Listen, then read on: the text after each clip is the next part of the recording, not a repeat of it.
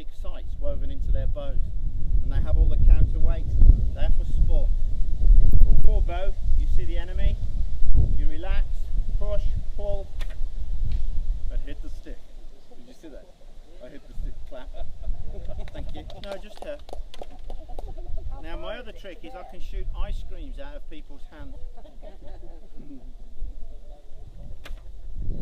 Now, one of the things you have to do is you have to increase not just your aim, but your speed. If you take some of the famous battles, the Battle of Crecy, 1346, over 7,000 bowmen, English and Welsh, released anything up to 3 million arrows in about an hour's shooting. Now you imagine that, feeding all of those arrows to the front. It was their wives who did it. They operated in the baggage train, giving the youth the arrows to bring to the front. You bring the arrows to me, if you're killed, don't worry about it. Always get more kids. At the Battle of Agincourt, they didn't have the wives with them.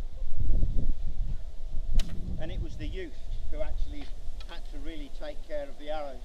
Unfortunately, at the end of Agincourt, the youth were murdered or killed by a French nobleman. Now the way the system works, every able-bodied man had to shoot the bow for practice. This is Norman law. 2 hours after church every Sunday. Some say it was from the age of 7, way up until I think you're 65, maybe even older. And what happens as you practice, you take on extra muscle.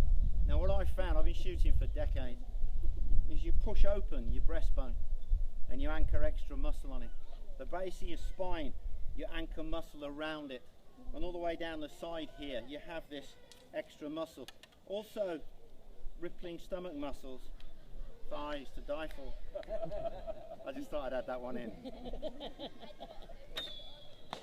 But as you can see, it's a snapshot. Up and away.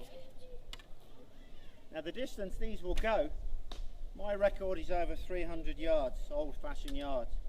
But there was a following wind and I was up a hill slightly. Now if you look historically, they didn't measure in yards and feet as we did. So it's paces.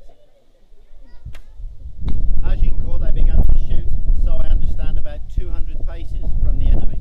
The enemy were coming closer. So it's only the first shots that are at that distance. The enemy getting closer and closer, you're going to knock men off their feet. Now we do know at the Battle of Crecy there were some long shots against the French crossbowmen and Italian crossbowmen. Those were at quite some distance, but again the bowmen were quite high up on the hill. But the most killing with the arrows was done almost at point blank. As the French noblemen came over the top of the hill, holes had been dug, horses' legs snapped, and thousands of arrows pouring into you. But once the bowmen hadn't got a target, they put their bows down and used their archers' picks to finish off the noblemen. Crecy's quite incredible. We lost 80 dead. The French 7,500 of name. They never counted their common dead. Hit the stick again. Sorry. Right, let's see if I can hit their head.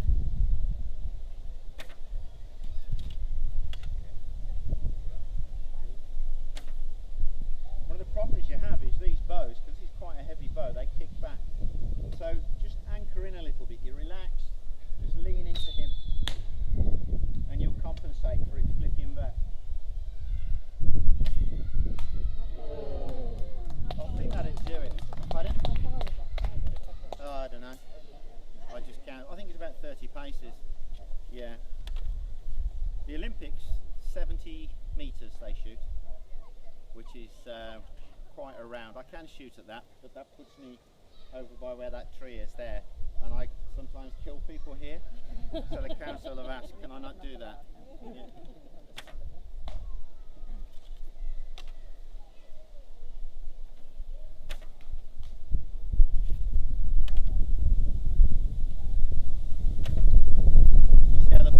Bow's pulling me.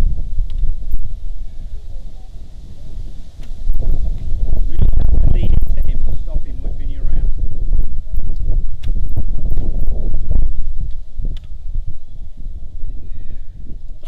Excuse me. Another thing, when the wind blows, you'll see the arrow actually kind of whips out a little bit, but the point, yeah, actually stays on target. And if you see the arrow weaving, it's because it's not under glide yet. It's not gone far enough to just glide in.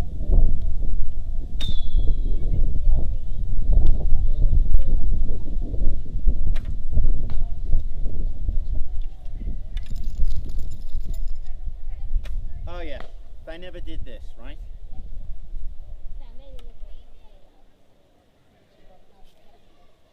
Let's find a one with a killer head on it. Right, you got two Norman knights coming to kill you. They're on horseback. They're wearing mail armour, chain mail as we call it. Over their chest, it's either double or triple thickness, plus it's backed with leather. You have two arrows. In a certain film, he tears off the fletchings with his teeth. These are not only glued on, they're tied on with linen string. By the time you'd ripped it off, it would be next Thursday. In the film, he pulls it back and the arrows go in opposite directions. A friend of mine was the stunt bowman for that film. He has never lived it down. It's virtually impossible to shoot two arrows from the same bow. Unless you're me.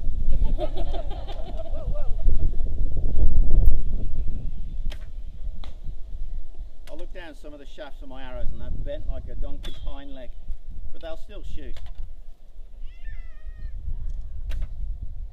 People get very precious about their bows. They often come to me and say, oh, what poundage is it? This was, I think, about an 85 when I first had it, and that was 15 years ago. And it's now worn, it's very sweet, and I actually don't care what the strength of the bow is. It's nice to shoot. When I get people coming that's going to start archery, what do you think I should get? I said, just get a simple bow, one that's easy to shoot, one you can relax. Because if you tear the muscle off your spine, you're out of action for weeks. A friend of mine shot over his bow that he shot for the world record. I think it was 220 pound draw weight. And this guy was a monster of a guy, really big, blacksmith by trade. And he phoned me up so happy, but he'd torn so much muscle. You need to be able to relax, enjoy, and hit the target occasionally. That'd have ripped out his Adam's apple, wouldn't it? He'd now be going. Right, has anybody got any questions before I go and get the gory stuff? Do you want to see some gory stuff? Because one of the tricks is how do you get the arrow out your mate. So what I'll do, if you want me to, is I'll go and get the stuff and I'll come out there and I will show you how they get the arrow out of a person. Would you like that, young boy? We're terrible, aren't we?